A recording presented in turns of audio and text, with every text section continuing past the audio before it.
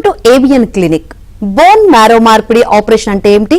Bone marrow bone test చేయడం వల్ల ఎలాంటి ఉపయోగాలు ఉంటాయి? బోన్ మ్యారో ట్రాన్స్ప్లాంటేషన్ ఎలాంటి పరిస్థితుల్లో చేస్తారు? బోన్ మ్యారో మార్పిడి ఆపరేషన్ నిజంగా ఎవరికి అవసరం? క్యాన్సర్ రోగులకు మాత్రమేనా లేదా ఇతరులకు కూడా చేస్తారా?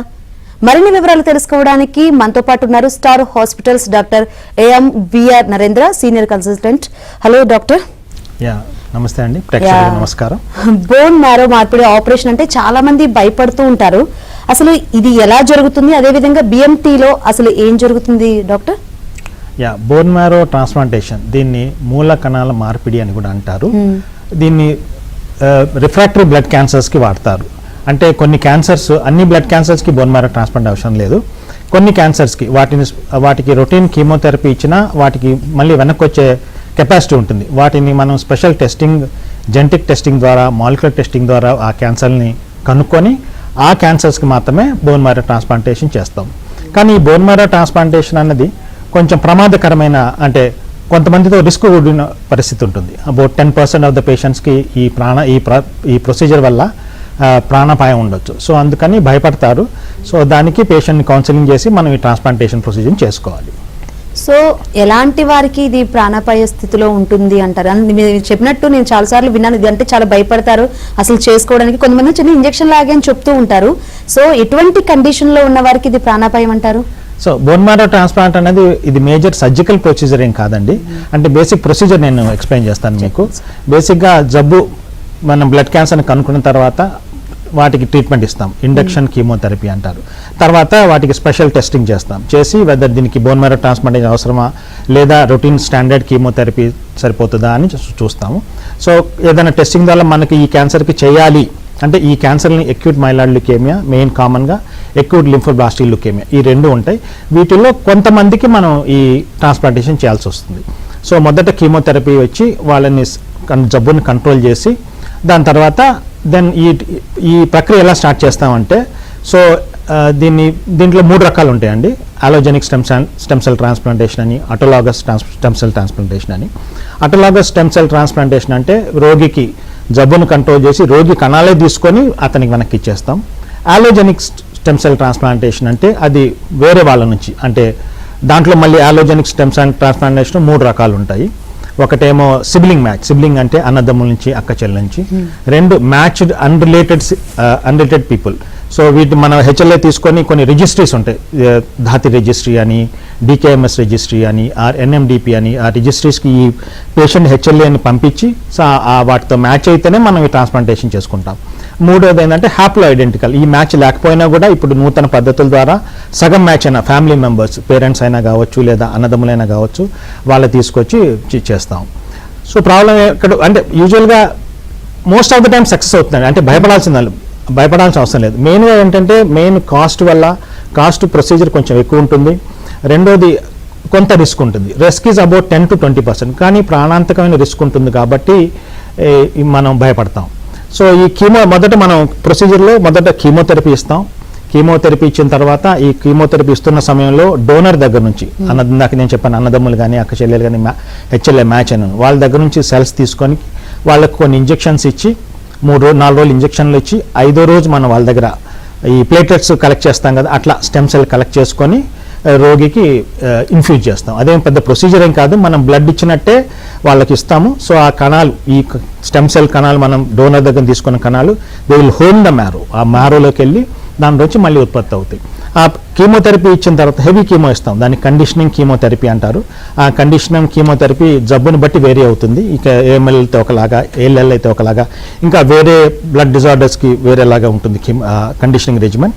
అవి ఇచ్చిన తర్వాత కీమోథెరపీ అవటం వల్ల మనకు సెల్స్ పూర్తిగా తగ్గిపోతాయి. పేషెంట్కి బ్లడ్ తగ్గిపోతుంది, రక్తకణాలు తగ్గిపోతాయి, ప్లేటెట్స్ తగ్గిపోతాయి, ఇన్ఫెక్షన్ ఫైట్ చేసే WBC తగ్గిపోతుంది. సో అవి వెళ్ళి ఆ కణాలు ఉత్పత్తి అయ్యేదాకా కొంచెం టైం పడుతుంది. యూజువల్గా ఒక 2 weeks పడుతుంది.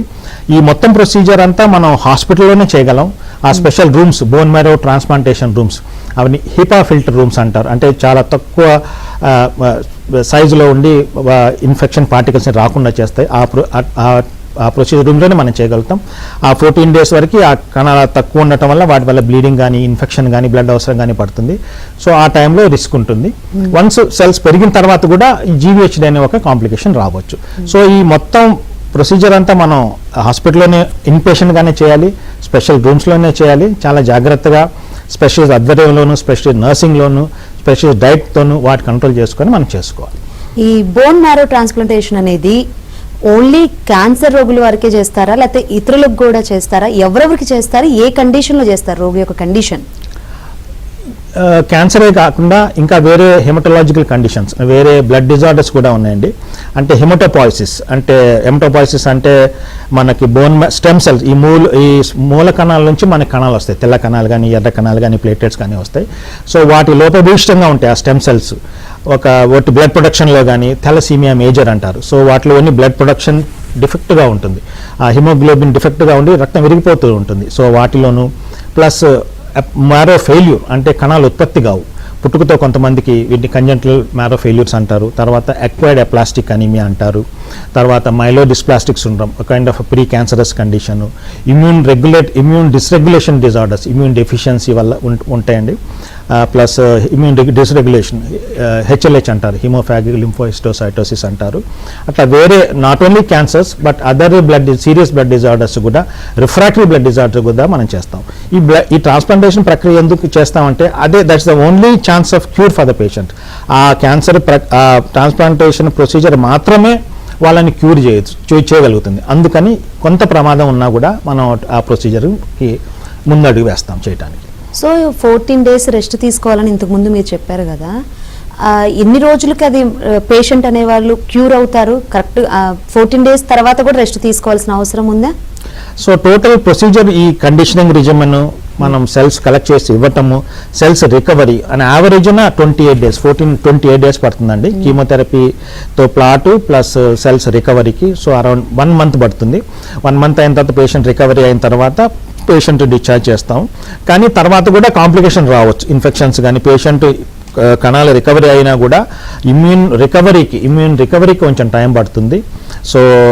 సో ఆ రోగి ఇన్ఫెక్షన్స్కిను ప్లస్ జీవీహెచ్డి అని అంటారు. అంటే కణాలు ఒకసారి వేరే డోనర్ కణాలు వచ్చిన తర్వాత డోనర్ కణాలకిను రోగి రెసిపియంట్ కణాలకి మధ్య, ఆర్గన్స్కి మధ్య కొంచెం ఒక రియాక్షన్ లాంటిది జీవీహెచ్డి అంటారు, గ్రాఫ్ట్ వర్సెస్ హోస్ట్ డిసీజ్. మెయిన్గా అది స్కిన్ మీదను, జిఐటి మీదను, లివర్ మీదను ఎఫెక్ట్ చేస్తుంది. సో ఆ కాంప్లికేషన్ జాగ్రత్త చూసుకోవడం కోసం మనం at least patient need not be in the hospital once discharge అయిన తర్వాత ఒక 3 months మనం రెగ్యులర్ ఫాలోఅప్లో ఉంటే బాగుంటుంది. చిన్న డౌట్ అండి, బోన్ క్యాన్సర్ ఉన్న వాళ్ళకి ఈ బోన్ మ్యారో మార్పిడి చేస్తారా, లేకపోతే ఇతర క్యాన్సర్లు ఉన్న వాళ్ళకి కూడా చేస్తారా? అవుట్ ఆఫ్ బాక్స్ క్వశ్చన్ అనుకోండి. సో ఏంటి అసలు ఇది? సో బోన్ క్యాన్సర్ అనేది డిఫరెంట్ అండి. It comes under solid malignancies. మన బ్లడ్ క్యాన్సర్, బోన్ క్యాన్సర్ వేరు. సో బోన్ మనకు మూలుగుల నుంచి వచ్చే క్యాన్సర్ని స్టెమ్ సెల్స్ అంటారు. ఈ బ్లడ్ క్యాన్సర్స్ అంటే మూలుగ క్యాన్సర్ కణాలు బోన్ మ్యారోలోను, లింఫ్ నోడ్లోను లేదా బ్లడ్లోనూ ఉండటాన్ని బ్లడ్ క్యాన్సర్ అంటారు. So not bone cancer is total different. అంటే బోన్ ఆస్టియము, పెరియాస్టియము అక్కడ నుంచి వాటి బోన్ క్యాన్సర్. మనకి హెమటోపాటిక్ సిస్టమ్, మన బ్లడ్లో కణాలు, తెల్ల రక్త కణాలు, ఎర్ర రక్త కణాలు, ప్లేటెట్స్, అవి బోన్ మ్యారో నుంచి వాటి నుంచి వచ్చే క్యాన్సర్ని బ్లడ్ క్యాన్సర్ అంటారు. ఇది పిల్లల్లో కూడా చేస్తున్నట్టు విన్నాను, కానీ పిల్లల విషయంలో చాలా భయపడుతూ ఉంటారు పేరెంట్స్. సో పిల్లల్లో ఏ కండిషన్లో ఇది చేస్తారంటారు? ఇందాక నేను చెప్పిన కండిషన్స్ అన్ని, ఈ కంజెంటల్ అప్లాస్టిక్ అనీమియా కానీ, బ్లడ్కి అక్యూట్ లుకేమియాస్ కానీ, అక్యూట్ మైలాయిడ్ లుకేమియా కానీ, అక్యూట్ లింఫోబ్లాస్టిక్ లుకేమియా కానీ, అన్ని క్యాన్సర్లు కాదు, కొన్ని జెనెటిక్ టెస్టింగ్ ద్వారా మనం కనుక్కున్న క్యాన్సర్లు, బ్లడ్ క్యాన్సర్లు which requires stem cell transplant, వాటికి చేస్తామండి. అట్లా సేమ్ హెచ్ఎల్హెచ్ కానీ ఇవన్నీ చిన్నపిల్లలు ఉంటాయి. యాక్చువల్లీ పెద్దల కంటే చిన్నపిల్లలకి మనం ట్రీట్మెంట్ చేయటం ఈజీ, బికాస్ పిల్లలకి ఫిజియాలజికల్ రిజర్వ్స్ ఎక్కువ ఉంటాయి.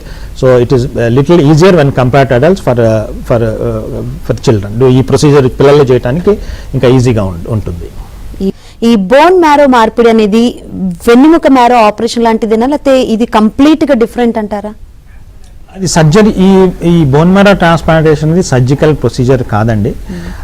It's simple procedure. అంటే మన బ్లడ్ ట్రాన్స్ఫ్యూజన్స్ ఇచ్చినట్టే మనం స్టెమ్ సెల్స్ కూడా ఇస్తాము. సో బేసిక్గా ఇందాక నేను అన్నాను ప్రొసీజర్ ఎలా చేస్తారన్నది. ముందు కీమోథెరపీ ఇస్తాం. It's called conditioning chemotherapy. జబ్బును బట్టి ఆ కీమోథెరపీ వేరీ అవుతుంది. ఏఎంఎల్ ఒకలాగా ఉంటుంది, acute lymphoblastic leukaemia and blood cancer దాంట్లో ఒకలాగా ఉంటుంది, ఎప్లాస్టిక్ అనీమియా అంటే దాంట్లో ఒకలాగా ఉంటుంది ఈ కండిషనింగ్ కీమోథెరపీ. ఈ థెలసీమియా అని ఉంటుంది, దాంట్లో వేరే రక్తం విరిగిపోతుంది, దాంట్లో కండిషనింగ్ కీమోథెరపీ అంటారు. అది ఇచ్చిన తర్వాత మనం డోనర్ని సెలెక్ట్ చేసుకుంటాం. డోనర్ యూజువల్గా ఎవరు ప్రిఫరబుల్ డోనర్ ఈ పేషెంట్కి, particularly young donor, young patient, young donor and plus male sex plus HLI match అయిన donor, preferably same blood group ఉన్న డోనర్. వేరే బ్లడ్ గ్రూప్ కూడా వేరే ఉన్నా మనం ఈ స్టెమ్ సెల్ ట్రాన్స్ప్లాంటేషన్ చేసుకోవచ్చు. సాలిడ్ ట్రాన్స్ప్లాంటేషన్ అంటే రీనల్లో కానీ హార్ట్లో కానీ ఈ బ్లడ్ గ్రూప్స్ అవసరం వస్తుంది. కానీ మన బ్లడ్ క్యాన్సర్లో ఈ హెచ్ఎల్ఐ మ్యాచింగ్ ఉంటే సరిపోతుంది. సో బ్లడ్ గ్రూప్ వేరే ఉన్నా పర్వాలేదు, సో మనం ఈ ట్రాన్స్ప్లాంటేషన్ చేసుకోవచ్చు. అట్లా మనం సరి అయిన రోగిని సెలెక్ట్ చేసుకొని అతనికి టెస్ట్ చేసుకుంటాం. ఆయన బ్లడ్ టెస్ట్ ఎలా ఉన్నాయి, ఈ should be healthy. So same blood group లేకపోయినా ఈ should be healthy. Kidney functions, liver functions, heart functions అన్నీ చెక్ చేసుకొని ఆయనకి మనం ఒక 4 days ఇంజెక్షన్స్ ఇస్తాం. గ్రోత్ ఫ్యాక్టర్స్ అంటారు. సో వాటిని పొద్దున సాయంకాలం ప్రిఫరబుల్లీ హాస్పిటల్లో ఉంచేవిస్తాం. అతనికి ఒక 4 days ఇచ్చి, 4 days ఇచ్చిన తర్వాత ఆయన బోన్ మ్యారోలో ఉన్న సెల్స్ బయటకు వస్తాయి, బ్లడ్లోకి వస్తాయి. ఆ బ్లడ్లోకి వచ్చినప్పుడు మనం యూజువల్గా ప్లేటెట్స్ ఎఫెరిసిస్ మెషిన్ ద్వారా కలెక్ట్ చేస్తాం. స్టెమ్ సెల్ ఎఫెరిసిస్ మెషిన్ అంటాము దాన్ని మనం ప్లేటెట్స్ కూడా ఈ డెంగ్యూ వచ్చినప్పుడు ఐటీపీ అన్నప్పుడు బ్లీడింగ్ టెండెన్సీ ఉన్నప్పుడు ప్లేటెట్స్ కలెక్ట్ చేయడానికి వాడతాం. అట్లానే ఈ స్టెమ్ సెల్ చేయడానికి వాడతాం అన్నమాట. యూజువల్లీ ఈ ప్రొసీజర్ కొంచెం ఒక 2 to 3 hours ఉంటుంది. కలెక్ట్ చేస్తాం స్టెమ్ సెల్స్ అంటే కావలసినంత, అంటే యూజువల్గా ఒక 5 million మినిమం 2.5 million, ఒక 5 million సెల్స్ మనకు కావాలి. సో అవి కలెక్ట్ చేసుకొని మనం ఆ డే 0 అంటాం, -5, -6, 5, 4, 3, 2, 1 అట్లా కీమోథెరపీ డేస్ను పెట్టుకొని డే 0 రోజు మనం సెల్స్ ఇస్తాం. సెల్స్ ఇచ్చిన తర్వాత ఆ స్టెమ్ సెల్స్ వెళ్ళి they will home the marrow, అంటే బోన్ మ్యారోలోకి వెళ్తాయి. బోన్ మ్యారో నుంచి మళ్ళీ ఉత్పత్తి స్టార్ట్ అవుతుంది. సో ఆ బ్లడ్ రావడానికి, ప్లేటెట్స్ రావడానికి, డబ్ల్యూబీసీ రావడానికి టైం పడుతుంది. సో యూజువల్గా 12 days పడుతుంది. దాన్ని ఎన్గ్రాఫ్ట్మెంట్ అంటాం. ఎన్గ్రాఫ్ట్మెంట్ అంటే ఆ సెల్ రికవరీని ఎన్గ్రాఫ్ట్మెంట్, అది important step in bone marrow transplantation. Usually కామన్గా అది డే 12 నుంచి డే 16 దాకా పడుతుంది. ఈ టైంలో మనం కండిషనింగ్ కీమోథెరపీ ఇచ్చినాం కాబట్టి మనం పేషెంట్ ఉన్న లోపభూయిష్టమైన సెల్స్ని మనం చంపేశాం కాబట్టి కణాలన్నీ చనిపోతాయి. దాంతోపాటు అతని బ్లడ్ ప్రొడక్షన్ కానీ, డబ్ల్యూబీసీ ప్రొడక్షన్ కానీ, ప్లేటెట్స్ కానీ ఉండవు 2 weeks దాకా. సో ఆ టైంలో పేషెంట్కి ఇన్ఫెక్షన్ రావడానికి కానీ, బ్లీడింగ్ అవటానికి కానీ, ఈ బ్లడ్ తగ్గిపోవటం కానీ ఉంటుంది. సో ఇన్ఫెక్షన్ రాకుండా ఉండటానికి మనం జ్వరం వచ్చినప్పుడు యాంటీబయాటిక్స్ ఇస్తాం. So some times costly antibiotics ఇస్తాం. తర్వాత యాంటీవైరల్స్ ఇవ్వాల్సి వస్తుంది. ఫంగల్ ఇన్ఫెక్షన్ కూడా వచ్చే అవకాశం ఉంటుంది. సో యాంటీ ఫంగల్ మెడికేషన్ ఇస్తాము. ప్లేటెట్స్ తగ్గినప్పుడు ప్లేటెట్స్ ఎక్కించుకుంటాము. సో అట్లా 12 days 14 days తర్వాత రికవరీ అయిన తర్వాత మనం ఒక 2 weeks అబ్జర్వ్ చేసుకొని then will discharge the patient. అట్లానే ఈ జీవీహెచ్డి అనే కాంప్లికేషన్ ఇందా చెప్పాను నేను. ఈ స్టెమ్ సెల్స్ వల్ల, డోనర్ స్టెమ్ సెల్స్ వల్ల రోగికి, ఆ రెసిపియంట్కి రియాక్షన్ రావచ్చు. దాన్ని జీవీహెచ్డి అంటారు. ఆ లివర్ డ్యామేజ్ కానీ, ఆ గట్ డ్యామేజ్ కానీ, అంటే మోషన్స్ అవుతాయి అన్న, లివర్ ఎంజైమ్స్ పెరగటం ప్లస్ మోషన్స్ రావటం, లివర్ డ్యామేజ్ అవటం, స్కిన్ లీజన్స్ కానీ, చర్మం మీద ర్యాష్ కానీ రావడం జరుగుతుంది. సో అట్లా వచ్చినప్పుడు మనం వెంటనే డయాగ్నోస్ చేసుకొని, వాటికి ఆల్రెడీ ఇవన్నీ రాకుండా మనం మందులు ఇస్తూనే ఉంటాం ఈ జీవీహెచ్డి ప్రివెంట్ చేయడానికి. బట్ అయినా కూడా రావచ్చు. వచ్చినప్పుడు మళ్ళీ మనం జాగ్రత్తగా దాన్ని డయాగ్నోస్ చేసుకొని హిస్టోపెథాలజీ ద్వారా ఇన్వెస్టిగేషన్ చేసుకొని పలానా మందులు ఇచ్చి దాన్ని కంట్రోల్ చేస్తాం. ఈ బోన్ మ్యారో ట్రాన్స్ప్లాంటేషన్లో స్పెషల్ కేసెస్ ఏమైనా చూసారు? ఎందుకంటే ఒకటే రోగమైనా కానీ ఒక్కొక్క బాడీకి ఒక్కొక్క కాంప్లికేషన్స్ ఉంటుంది, ఒక్కొక్క విధంగా ఉంటుంది. సో ఆ ప్రాబ్లం అనేది, సో మీరేమైనా స్పెషల్ కేసెస్ని ట్రీట్ చేశారా? స్పెషల్ కేసు నేను చేశామండి. అంటే అన్ని కేసెస్ ఇంపార్టెంటే. బట్ రీసెంట్గా డన్ ట్రాన్స్ప్లాంటేషన్ ఫర్ అంటే ఒక 1 year అవుతుంది చేసి. సో యంగ్ చైల్డ్, ఈయన around 10 years child, acute lymphoblastic leukaemia patient. So he was given chemotherapy. ఆయనకు అంతకుముందు కీమోథెరపీ ఇచ్చారు. కీమో ఇచ్చిన తర్వాత అన్ఫార్చునేట్లీ జబ్బు ఒక 12 monthsలో మళ్ళీ వెనక్కి వచ్చేసింది అతనికి. So that is the life, that's a very challenging situation. So అట్లా వచ్చినప్పుడు అరౌండ్ మనకి 40% 50% ఛాన్సెస్ సక్సెస్ అవుతుంది. సో ఆయనకి స్పెషల్ పద్ధతి అంటే ఇందాక నేను కండిషనింగ్ కీమోథెరపీ అన్నాను. సో కొంతమందిలో రేడియేషన్ ద్వారా కూడా ఈ కండిషన్ కీమోథెరపీ ఇవ్వచ్చు. సో విత్ టెక్నిక్స్ మా radiation oncology doctors at Star hospital, it's special procedure called total body radiation therapy conditioning ఇచ్చి then we had done of course the patient has a infection and he had a high fever etc. So antibiotics control chesi, so now he's going back to the school ki veltunadu. Of course it's a very satisfying moment. Hopefully he'll get cured. 1 year gachindi, so 1 year ayipindi, he's in the second year, so he's doing well. So that is one of the satisfying case for us. ఒక condition చెప్పారండి. ఇప్పుడు transplantation అయిపోయిన తర్వాత ఒక రోగి అనే వాళ్ళు నార్మల్గానే వాళ్ళ లైఫ్ని లీడ్ చేస్తారా? చాలా వరకు 80% to 90% లీడ్ చేయొచ్చండి. They can go back, they are cured actually. So even cure అయ్యే అవకాశం, అందుకే మనం ట్రాన్స్ప్లాంటేషన్ ఎందుకు చేస్తామంటే క్యూర్ అయ్యే అవకాశం ఉంటుంది. సో ఆఫ్ కోర్స్ మనం 100 మంది చేస్తే అందరినీ క్యూర్ చేసుకోలేం, కానీ 100 మందిలో కనీసం 60 మందిని మనం క్యూర్ చేసుకోవచ్చు. So they can go back to their life, they can have normal life. We know that there been athletes who have done got a gold medal ఈ ట్రాన్స్ప్లాంటేషన్ ప్రొసీజర్ వచ్చిన తర్వాత. స్విమ్మింగ్లో కానీ ఒలింపిక్స్లో కూడా ఒలింపిక్స్లో కూడా ఒక ఆటగాడికి నాకు పేరు గుర్తు రావట్లేదు, సో ఆయనకు కూడా గోల్డ్ మెడల్ కూడా వచ్చిన సందర్భాలు కూడా ఉన్నాయి. So they can have normal life, they will be normal like any one of you. So bone marrow మార్పిడి సక్సెస్ రేటు ఎంత ఉంది? సో వాటి ఫలితాలు ఏ అంశాలపై ప్రభావితం చేస్తుందంటే ఏం చెప్తారు డాక్టర్? సో ఓవరాల్గా డిపెండింగ్ ఆన్ ద జబ్బు అండి. అంటే ఇట్స్ డిపెండ్, సపోజ్ క్యాన్సర్స్లో ఏఎంఎల్లో కానీ లింఫోబ్లాస్టిక్ లుకేమియాలో కానీ 60 నుంచి 60% దాకా క్యూరేట్ ఉండింది. సపోజ్ వేరే ఇందాక నేను బ్లడ్ డిజార్డర్స్ అన్నాను, హిమోగ్లోబినోపతీస్ లైక్ థాలసీమియా మేజర్ కానీ, వాటిలో అరౌండ్ 85 to 90%, ఎప్లాస్టిక్ అనీమియాలో కూడా 80 to 90% సక్సెస్ రేట్ ఉంది. Of course that is depends on the patient condition at the time of procedure. Young పేషెంటా, ఎక్కువ ఏజ్ ఉన్న పేషెంటా, సో ఆయనకి how is his liver functions, how is kidney, so అవి కూడా patient condition ఎలా ఉంటుంది, పేషెంట్ జబ్బు కంట్రోల్లో ఉందా, వాటన్ని మీద ఆధారపడుతుంది. సో ఫలానా జబ్బు ఎప్లాస్టిక్ అనీమియాలో అయితే 80% సక్సెస్ రేట్, థాలసీమియాలో అయితే around 80% success rate, malignancies like blood క్యాన్సర్స్లో ఏఎంఎల్ కానీ ఏఎల్ఎల్ కానీ వాటిలో అరౌండ్ 40 to 60% సక్సెస్ రేట్ ఉంటుందండి. సో బోన్ మ్యారో ట్రాన్స్ప్లాంటేషన్కి మెయిన్గా టెస్టులకి చాలా మంది భయపడుతున్నట్లు విన్నాను. సో ఎక్కువ టెస్టులు చేయాల్సిన అవసరం ఉందా? అంటే ఆ ప్రొసీజర్ ముందు మరీ విపరీతమైన ఇన్వెస్టిగేషన్ అవసరం లేదండి.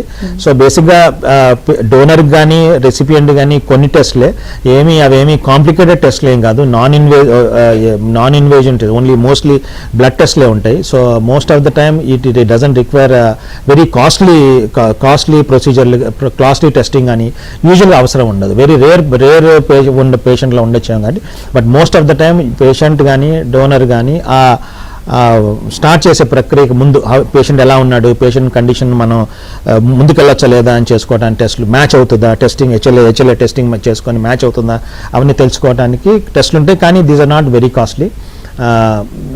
Most of the time we can able to do the test. ఒక 50-60 వేలలో మ్యాక్సిమం స్టెచ్ చేసిన ఒక ₹1,00,000 బోత్ పేషెంట్కి డోనర్కి మనం టెస్టింగ్ చేసుకోవచ్చు. సో దీంట్లో డైట్ కూడా ఇంపార్టెంట్. సో డైట్ గురించి కూడా మాట్లాడాలి. ఎటువంటి డైట్ తీసుకోవాలి అంటారు? ఈ టైంలో ట్రాన్స్ప్లాంటేషన్ యూజువల్గా ఎనీ లుకేమియా పేషెంట్స్ కానీ ఆర్ ఎప్లాస్టిక్ అనీమియా పేషెంట్లో కానీ ఇమ్యూనిటీ తక్కువగా ఉంటుంది. సో మొదటి నుంచి మేము ఏం జాగ్రత్తలు చెప్తామంటే you should take cooked food, either boiled కానీ ఫ్రైడ్ కానీ అట్లా పచ్చి తినొద్దని చెప్తాం, పచ్చి తినొద్దని చెప్తాం. ఒకవేళ పచ్చి తినమని చెప్పినా కూడా అంటే రా వెజిటబుల్స్ రా ఫ్రూట్స్ తినొద్దని చెప్తాం. కానీ కొన్ని allowed like Apple which has a cover, Apple కానీ ఆరెంజ్ కానీ బనానా కానీ, సో వీటిని ఈజీగా మనం ఈజీగా తీసేసుకోవచ్చు. సో ఇవి తినమని చెప్తాం. బట్ పచ్చివి యూజువల్గా అంటే రా ఫుడ్స్ అవాయిడ్ చేయమని చెప్తాం. రా ఫుడ్స్ కానీ రా వెజిటబుల్స్ కానీ వాటిని అవాయిడ్ చేయమని చెప్తాం. సో ఇంతకుముందు చెప్పారు మీరు గ్రూప్తో సంబంధం లేదు కానీ బట్ ఇచ్చే డోనర్ చాలా హెల్దీగా ఉండాలని చెప్పారు. కుటుంబ సభ్యులు ఎవరైనా ఇవ్వచ్చు అని చెప్పారు. సో ఆ కుటుంబ సభ్యులు కనుక ఒకవేళ సరిపోల్చిపోతే ఏం చేయాలి ఆ కండిషన్లో? సో ఒకటి మనం జనరల్గా ఈ బోన్ మ్యారో ట్రాన్స్ప్లాంటేషన్కి డోనరు అండ్ పేషెంట్కి హెచ్ఎల్ఏ టెస్టింగ్ అని చేపిస్తామండి. సో హెచ్ఎల్ఏ మ్యాచ్ అవ్వాలి. హెచ్ఎల్ఏ మ్యాచ్ అయితే so the success rate will be more. Match కాకపోతే కొంచెం కాంప్లికేషన్స్ ఎక్కువ ఉంటాయి. సో హెచ్ఎల్ఏ మ్యాచ్ లేనప్పుడు will search for a donor. Donor అంటే మ్యాచ్డ్ మడ్ అంటాం, మ్యాచ్డ్ అన్రిలేటెడ్ డోనర్. మ్యాచ్ అవుతుంది బట్ ఈజ్ అన్రిలేటెడ్ డోనర్. ఎలా చేస్తాం?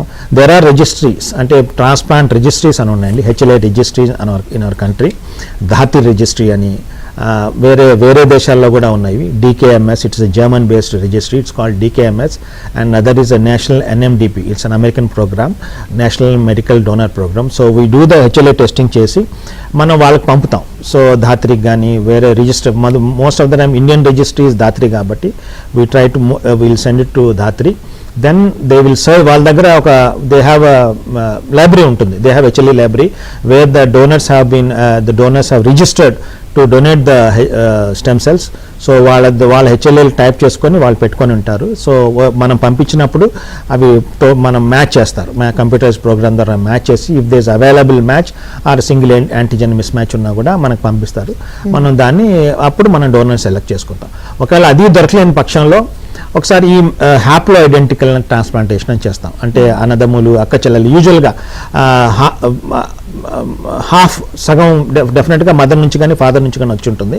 సో డెఫినెట్గా ఈ ఫ్యామిలీ మెంబర్స్కి 50% మ్యాచ్ అయి ఉంటాము. సో అట్లా special, that's a new technique haplo identify ప్రొసీజర్లో. ఇట్స్ కాల్డ్ పోస్ట్ ట్రాన్స్ప్లాంట్ అయిన తర్వాత కీమోథెరపీ ఇస్తాం. It's called PTCY. It's a very special procedure, simple procedure, but it was ఆ ప్రొసీజర్ని జాన్ హాప్కిన్స్లో కనుక్కున్నారు. సో ఆ ప్రొసీజర్ ద్వారా న్యూ టెక్నిక్ ద్వారా మనం హ్యాప్లో ఐడెంటికల్ని ఆల్మోస్ట్ మ్యాచ్డ్ అన్రిలేటెడ్ ట్రాన్స్ప్లాంట్కి సిమిలర్ సక్సెస్ రేట్ ద్వారా మనం చేసుకోగలుగుతున్నాం ఇప్పుడు. సో ఈ బోన్ మ్యారో ట్రాన్స్ప్లాంటేషన్ అనేది క్యాన్సర్ వారికి కాకుండా బ్లడ్ ప్రాబ్లమ్స్ ఉన్న వాళ్ళకు కూడా చేస్తారు అని చెప్తున్నారు. సో ఆ తర్వాత రెడ్ బ్లడ్ సెల్స్ అనేది బిల్డ్ అవుతాయి అని చెప్తున్నారు. దీన్ని అసలు ఈ ప్రాబ్లమ్ని ఏ విధంగా చూడొచ్చు అంటారు? ఒక మాటలో చెప్పాలి అంటే బ్లడ్ రిలేటెడ్ ప్రాబ్లమ్స్ అనుకోవాలా, ఏమంటారు? హెమటాలజికల్ డిజార్డర్, బ్లడ్ డిజార్డర్స్ అండి.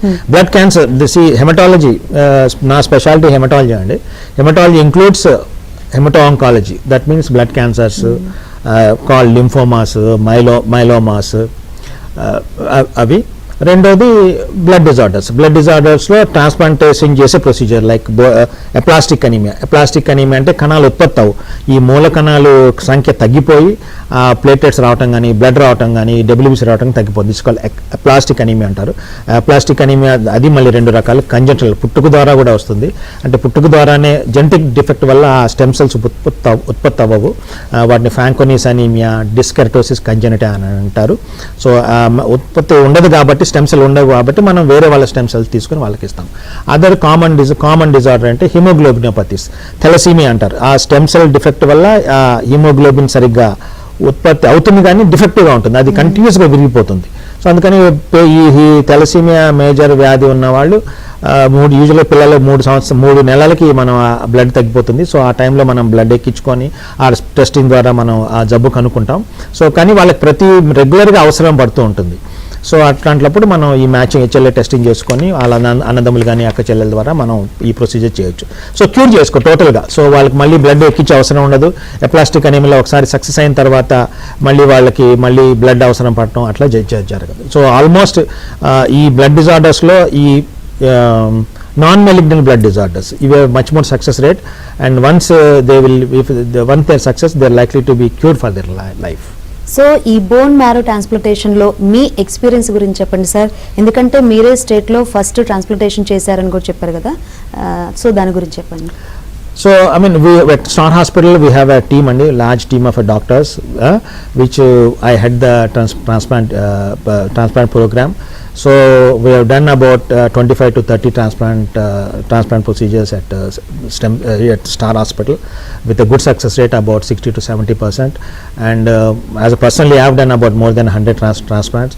So we have not only me, it's about our team and the team at the nursing team and our hospital staff. They take care of our patients, and we have a well-equipped rooms and well-equipped technology to take care of the patients.